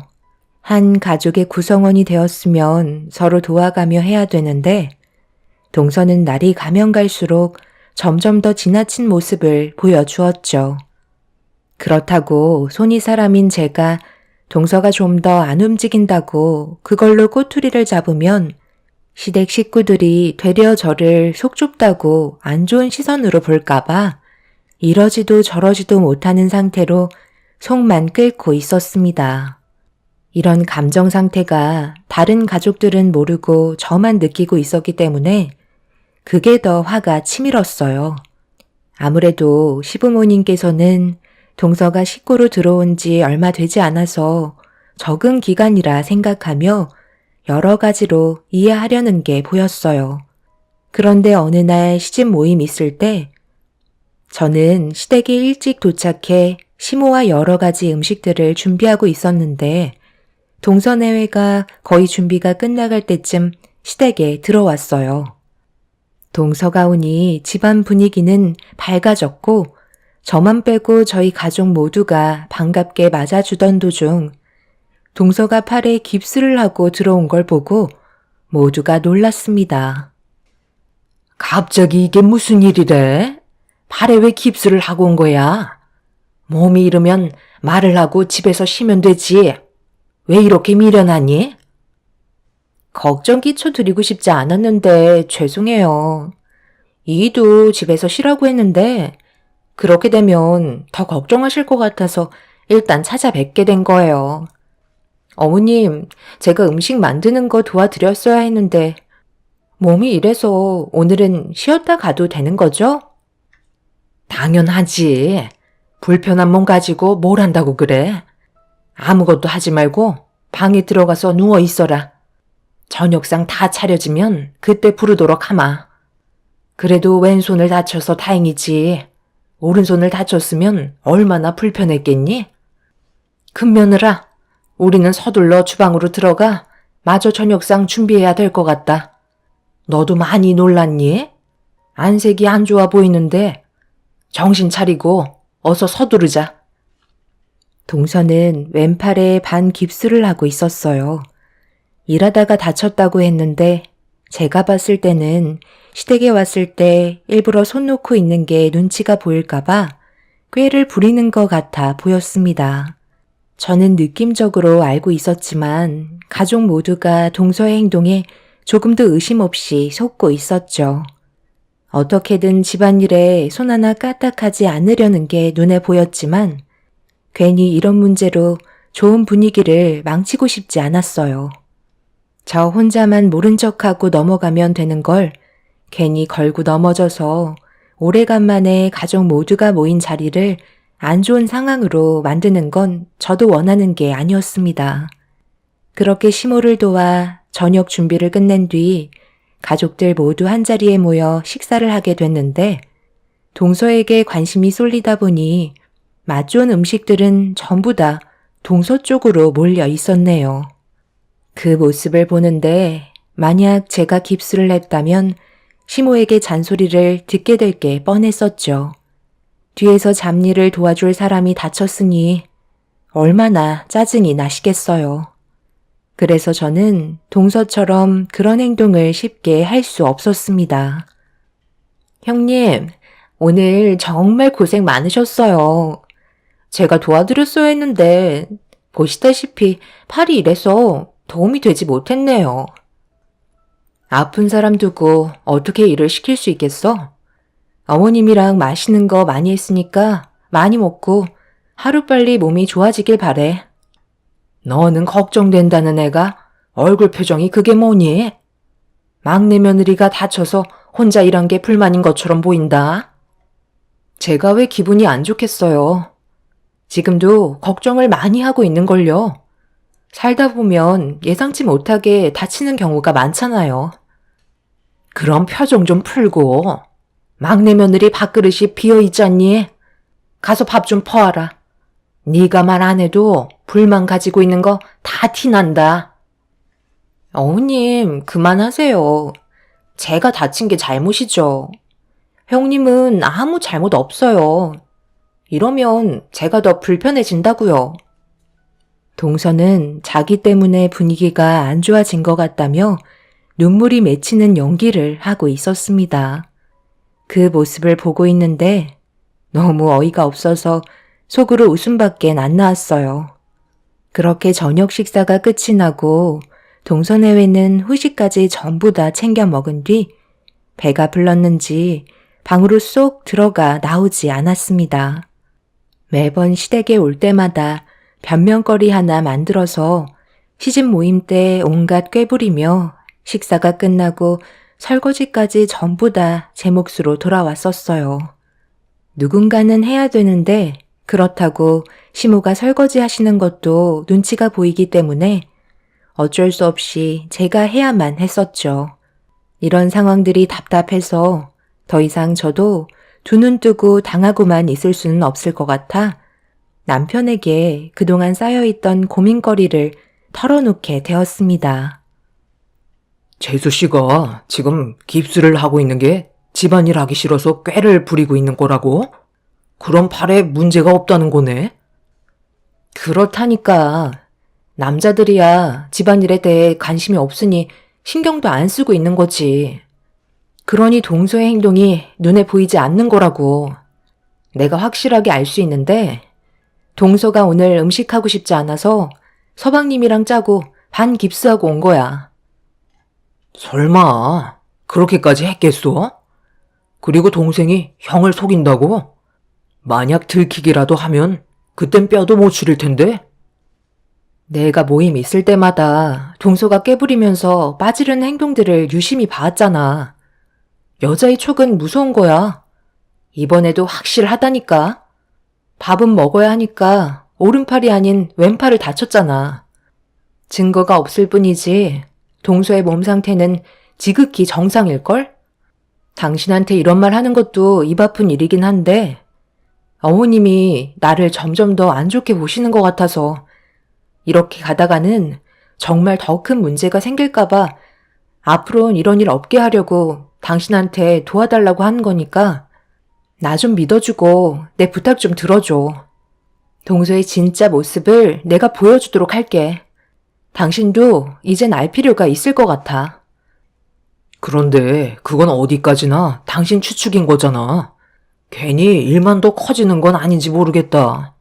뭘 어떻게 도와주면 되는데? 남편은 제 말을 묵묵히 듣고 있더니 많이 당황스러워 하고 있었어요. 여우 같은 동서의 행동에 다들 속고만 있었으니 남편도 제 말에 신뢰를 하지 못하고 있었습니다. 그래도 아내인 제가 도와달라는 말에 적극적인 모습을 보여줬습니다. 방 안에서 나오지 않는 동서내외를 밖으로 불러들이고 제가 방 안에 녹음기를 하나 설치하는 걸로 계획을 잡았어요. 남편은 어려운 부탁은 아니라서 그런지 바로 자리에서 일어나 동서내외를 거실로 잠깐 불렀습니다. 저는 그 사이 동서내외의 방에 들어가 녹음기를 설치를 한 뒤에 다시 방으로 들어왔고 간단하게 대화를 끝낸 동서내외는 다시 방으로 들어가게 되었죠. 서방님과 동서가 주고받고 있는 대화만 들어봐도 충분히 증거가 될 만한 게 나을 것 같았습니다. 남편은 걱정을 하고 있었지만 저는 확신에 차 있는 상태였죠. 그렇게 다음 날이 되었고 모두가 함께 모여 아침을 먹고 있을 때 화장실을 가는 척 하면서 동서내외의 방에 들어가 전날에 설치했던 녹음기를 회수해서 화장실로 급하게 들어갔습니다. 그리고 이어폰을 연결해서 숨죽이며 동서내외의 대화 소리를 듣고 있었네요. 나 이번만 당신 도와주는 거야. 더 이상은 나도 못하겠어. 우리 가족들 속이는 것도 한두 번이지. 아까 형수님 표정을 보는데 다 알고 계신 것 같았다고. 괜히 큰일 만들고 싶지 않아서 참고 있는 것 같았어. 형수님이 그래도 착하시니까 넘어가는 거지. 어느 정도 성격이 있는 분이었으면 100% 밥상 엎었을 거야. 우리 부모님이 아무리 당신 아껴준다 해도 어느 정도 선이라는 게 있는 거야. 한두 번은 그럴 수 있지만 이런 식으로 계속해서 반복하면 꼬리가 밟히는 법이야. 그래서 뭐 어쩌라고. 나보고 앞치마 두르라는 말이야? 당신은 내가 주방에서 일을 했으면 좋겠어? 한 번 하기 시작하면 당연하게 생각하고 점점 더 많은 것들을 요구하실 거라고. 내가 손 아랫사람이니 형님이 하기 싫은 건 무조건 나한테 시키겠지. 내가 그 꼴을 어떻게 봐? 어차피 얼굴 자주 보는 것도 아닌데 사람 앞일 아무도 모르잖아? 갑자기 몸에 문제가 생겼다는데 뭐라고 그럴 거야? 병원이라도 가서 진찰을 받아보게 할 거야? 안다고 해도 그런 식으로 행동하는 게 오히려 힘 빠지고 집안 분위기 망치는 꼴이니까 그냥 가만히 있는 거 나도 알고 있다고. 그래서 내가 그 점을 이용하는 거야. 어차피 아버님 댁에 며칠 있다 가는 건데 서로 웃으면서 지내면 좋잖아? 이런 식으로 계속해서 반복되다 보면 세뇌가 돼서 결국 당연하게 생각하고 나한테 기대도 하지 않을 거라고. 그럼 나는 당신이랑 결혼 생활하는 동안 편하게 아버님 댁에 오면 되는 거지. 당신은 그냥 내 옆에서 장단이나 맞춰줘. 멍청하면 몸이 고생한다는 말이 있잖아? 이래서 사람은 야가야 하는 거라니까. 그리고 이런 말을 꼭 여기서 해야 돼? 가족 중에 누구 하나라도 듣는 날에는 정말 골치 아파진다는 거 몰라? 앞으로 당신도 말 조심해줘. 동서내외가 나누고 있는 대화에 솔직히 엄청난 충격을 받은 상태였어요. 제가 녹음한 증거물을 당장이라도 가족 모두가 모인 상황에서 풀어놓는다면 걷잡을 수 없을 만큼 심각한 상황을 가져올 게 확실했어요. 아무리 시부모님께서 동서를 아낀다 해도 이건 용서받지 못하는 행동이었습니다. 모든 걸 확인한 뒤에 다시 자리로 돌아왔고 최대한 아무렇지도 않은 척 행동을 하면서 현재의 분위기를 살폈습니다. 시부모님께서 밝은 얼굴로 식사를 하시는데 식탁 테이블에 녹음기를 올려놓는 건 아닌 것 같아 일단 동서의 행동을 좀 더 지켜보기로 했어요. 남편도 녹음된 내용에 대해 궁금해하길래 실수로 녹음 버튼을 누르지 않았다고 얘기한 뒤 대충 상황을 넘겼습니다. 남편은 동서가 그런 행동을 할 사람이 아닌 것 같다며 제가 최근 들어 피곤해서 예민해진 걸로 생각하고 있었네요. 그날 저녁 모두들 각자의 집으로 돌아간 뒤 앞으로 어떻게 해야 할지 많은 고민에 빠져 있었죠. 결국 동서의 잘못된 행동들에 대해 확실하게 짚고 넘어가야 할 것 같아 동서와 따로 약속을 잡은 뒤 앞으로 둘이서 이런 문제를 해결하고 가족들이 상처받지 않는 선에서 끝내기로 결정하게 되었습니다. 저한테 진지하게 할 말이 있으시다면서요? 오늘 제가 다른 약속이 있어서 용건만 간단히 했으면 좋겠는데요. 나도 서둘러 집에 들어가서 식구들 저녁상 차려줘야 되니까 할 말만 하고 일어나도록 할게. 일단 이것부터 들어볼래? 많이 당황스러운가 봐. 그러게, 계획을 하려면 철저하게 했어야지. 이런 증거물을 남기면 어떡하니? 이제 앞으로 어쩔 거야? 다음 모임 때는 다리에 깁스하고 올 건가? 매번 모임이 있을 때마다 어떤 식으로 나타날지 이제 기대가 되는걸? 내가 왜 따로 얼굴 보자고 했는지 대충 짐작이 가지? 나는 가족 간의 불화를 만들고 싶지 않아. 충분히 좋은 쪽으로 해결할 수 있을 거라고 믿고 있어. 모든 건 동서가 앞으로 보일 행동들에 달려있지. 어떻게 할래? 끝까지 갈 거야? 아니면 앞으로 꽤 부리지 않고 모임 때 적극적인 모습을 보여줄 거야. 나는 동서가 지혜롭게 행동했으면 좋겠는데.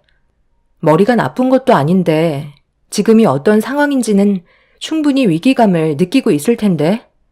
동서를 아끼고 이뻐해 주시는 시부모님께 비수를 꽂을 건 아니지?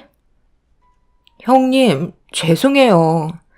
제가 생각이 짧았어요.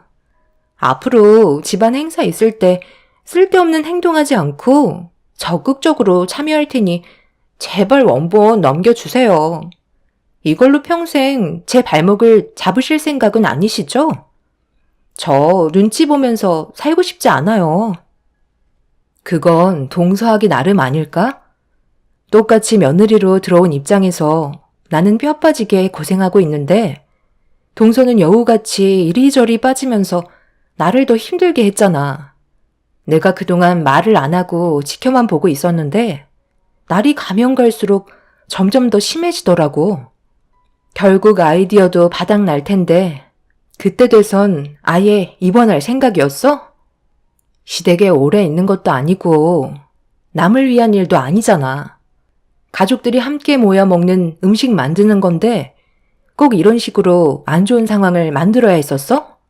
녹음된 내용을 내가 몇 번이나 반복해서 들었는지 알아? 지금 당장 동서 얼굴에 물을 뿌리고 머리채를 잡아도 분이 안 풀릴 정도로 지금 화가 많이 올라온 상태야. 그런데도 내가 침착함을 잃지 않는 건 동서가 한 식구로 들어왔기 때문에 마지막으로 기회를 주려고 했던 거야. 내가 정말 이성을 잃었다면 시부모님과 함께 모여 식사하고 있었을 때 그때 녹음기를 테이블에 올렸겠지. 그때도 나는 참았고 지금도 참고 있는 건 동서가 충분히 며느리로서 잘할 거라 믿어서 그러는 거야. 형님, 정말 감사합니다. 2번 다시는 이런 일 없도록 다음 모임 있을 때는 제가 일찍 서둘러서 일손 도울게요. 동서는 녹음된 내용을 듣곤 사색이 된 얼굴로 저에게 용서를 구했습니다. 한 번은 믿어주고 싶었어요. 무조건 기회도 안 주고 상황을 악화시키는 건 저에게 다시 안 좋게 돌아올까봐 최대한 참고 넘어갔습니다. 동서는 그날 이후 저에게 많이 미안했던지 저희 집에 한번 오겠다며 이것저것 꽤 많은 음식들을 준비해서 한번 방문을 한 적이 있었어요. 그래도 제가 기회를 줘서 그런지 노력하는 모습을 보여주길래 저도 어느 정도 긴장을 풀게 되면서 과거의 일은 전부 잊기로 했어요.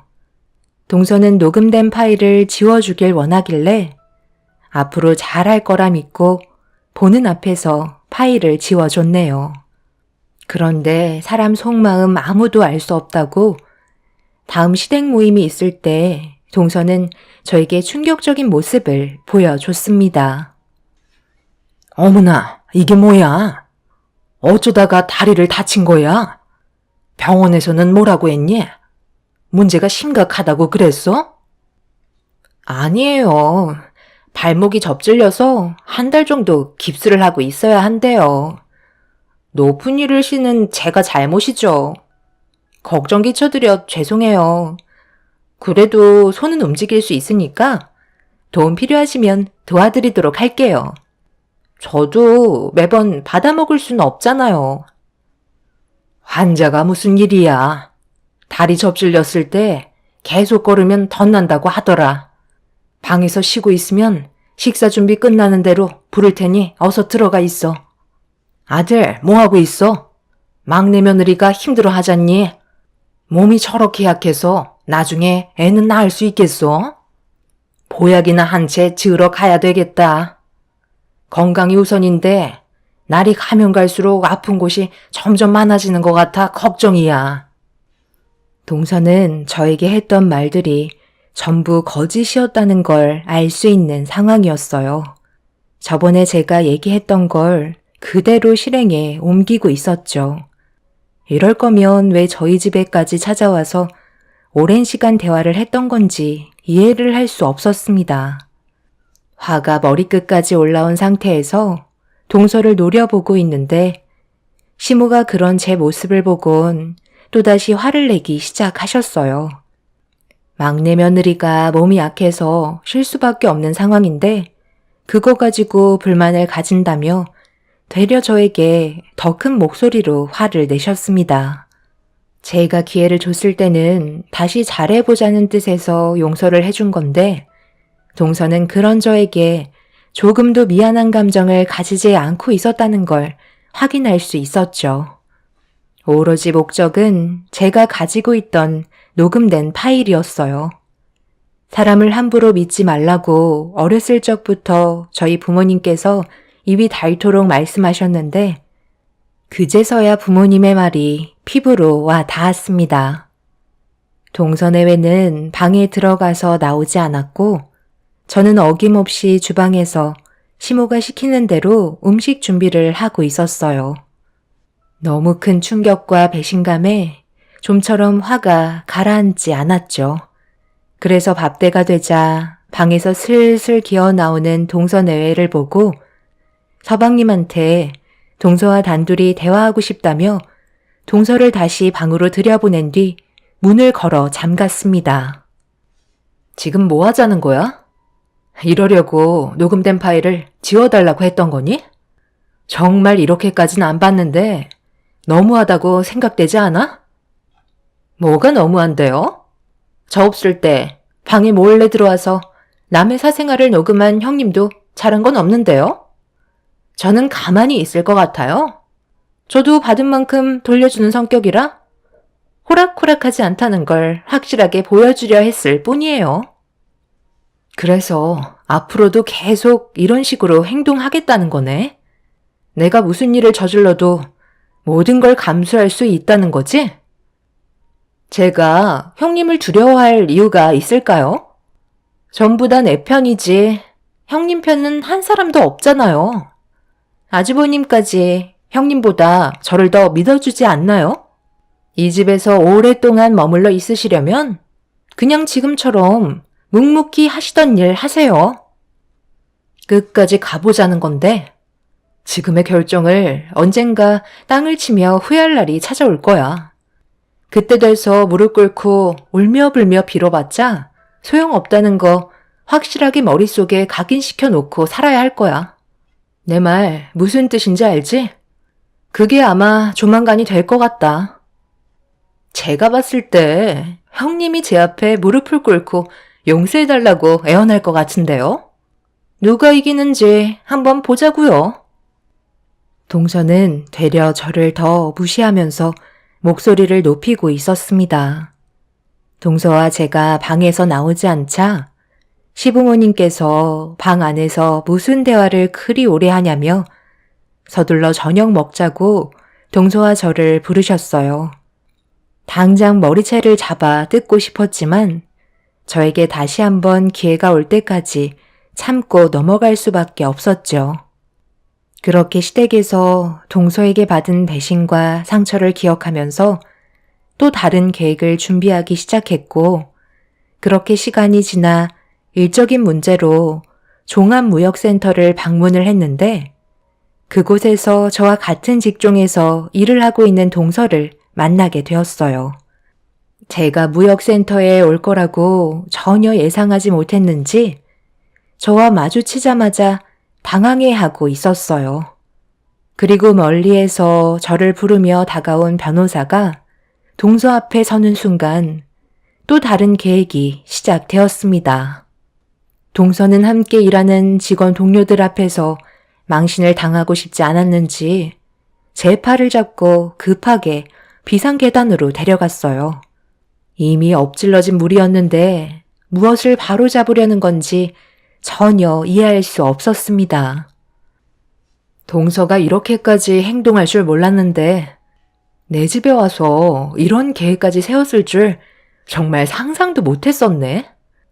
오늘 내가 여기에 올 줄 몰랐던 거야? 회사만 다를 뿐이지 같은 직종에서 근무하고 있잖아? 동서는 그 회사에 들어간 지 얼마 되지 않았다며? 그러니 많은 관심을 받고 싶었겠지. 나는 오늘 무역센터에 굳이 참석 안 해도 되는데 동서가 오늘 무역센터에 참석한다길래 내가 이 좋은 구경을 놓칠 순 없잖아? 아무리 내가 만든 디자인이 탐이 난다 해도 내 작업방 좀 구경한다고 했을 때 건들지 말았어야지. 안 그래? 동서가 작업방에서 한 행동들 전부 다 방에 설치한 CCTV에 아주 선명하게 찍혔어. 어떻게 우리 회사가 만든 상표권 디자인을 자기들 것 마냥 아무렇지도 않게 전시를 할 수 있는 거지? 동서가 지금 나랑 비상계단에서 이러고 있을 시간 없을 텐데 지금쯤 전시회는 난리가 났을걸? 동서는 저를 비상계단에 놔두고 급하게 다시 자리로 돌아갔어요. 제 작업방에 CCTV를 설치한 이유는 집 구경을 하다가 동서가 혹시 모를 행동을 저지를 수도 있을지 모른다는 불안한 마음 때문에 동서가 저희 집에 오기 전에 설치를 한 거였는데 공모전에 제출할 디자인한 상표권을 동서가 전부 다 사진을 찍어 도형을 하고 있었습니다. 저희 남편도 옆에서 영상이 담긴 동서의 행동을 전부 다 봤었기 때문에 입을 다물지 못했었죠. 그리고 현장에는 때마침 남편이 시부모님까지 모시고 온 상태였어요.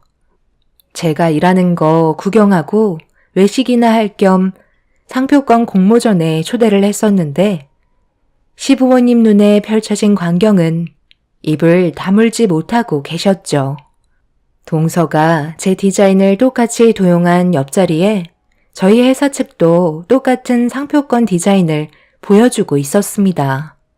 그리고 저희는 동서가 제 방에 들어와 했던 행동들이 전부 다 찍혀 있던 영상도 함께 재생이 되고 있었네요. 사람들은 웅성거리기 시작했고 동서의 잘못된 행동을 보게 된 동서의 동료 직원들이 사태 수습을 하기 위해서 급하게 다른 상표권으로 대체했고 시부모님께서는 동서에게 다가가 어떻게 된 거냐고 물어보는 질문에 고개만 떨군 채 아무 말도 하지 못하고 있었어요. 저는 화가 나신 시부모님께 동서가 서방님과 나눴던 대화 내용에 녹음된 내용까지 들려주면서 불을 더 지펴 드렸습니다. 그동안 동서가 했던 행동들이 집안 전체를 무시하고 있었다는 걸 아시게 되면서 결국 난리가 나고 말았네요. 어머님, 정말 죄송해요. 한 번만 기회를 주세요. 이렇게까지 하고 싶지 않았는데 녹음된 파일로 저를 억압하길래 저도 똑같이 해주고 싶어서 형님이 디자인한 상표권을 제가 도용한 것뿐이었어요. 분명 이번 연도에는 공모전에 참석하지 않을 거라고 해서 제가 골탕 좀 먹이려고 했을 뿐이에요. 정말 죄송해요. 잠깐의 실수였어요. 용서해 주세요. 용서? 우리 집안 망신 다 시켜놓고 지금 용서라는 말이 나오니? 네가 한 행동이 얼마나 심각한지 모르는 거야? 우리를 그동안 어떻게 봤으면 표정 하나 안 바뀌고 연기를 할 수가 있어? 거기에다가 첫째가 힘들게 일해서 얻은 결과물까지 훔쳐갔으면서 용서를 바라는 거야? 너는 오늘 이 시간 이후부터 우리 가족이 아니니까 내 아들과 당장 이혼해라. 동서는 무릎을 꿇고 울며 불며 용서를 구했지만 아무도 동서의 편이 되어주지 않았어요. 동서는 서방님의 바지자락을 붙잡으면서 시부모님 좀 설득해달라고 했지만 서방님은 동서를 뿌리쳤습니다. 결국 동서는 상표법 침해죄로 법적 처벌을 받게 되었고 7년 이하의 징역 또는 1억 원 이하의 벌금형이 내려질 상황이었고 도용했다는 이유 하나만으로 500만 원의 벌금형을 받게 되었습니다. 그리고 이런 심각한 문제를 동서의 회사 측에서도 그냥 넘어갈 수 없었는지 회사 이미지 저하 등 막대한 손실을 입혔다며 결국 거액의 손해배상 청구와 함께 퇴사 처리가 되고 말았네요. 서방님도 동서와 함께 살면서 정신적으로 많이 힘들었는지 이혼을 선택했고 그렇게 남남이 되고 말았습니다. 동서가 떠난 지 몇 년이 되었는데도 아직까지 저희는 그때의 기억들이 생생히 남아있네요. 얼마 전에 길 건너편에서 동서를 봤는데 삶이 힘든지 반쪽이 된 얼굴을 보니 참 안타까웠습니다. 꾀를 부린 대가가 얼마나 큰지 알게 해준 일이었네요. 평생 자신의 잘못을 뉘우치며 제대로 된 삶을 살길 바랄 뿐입니다. 제 사연을 들어주신 분들, 오늘 하루도 행복하시길 바랍니다. 감사합니다.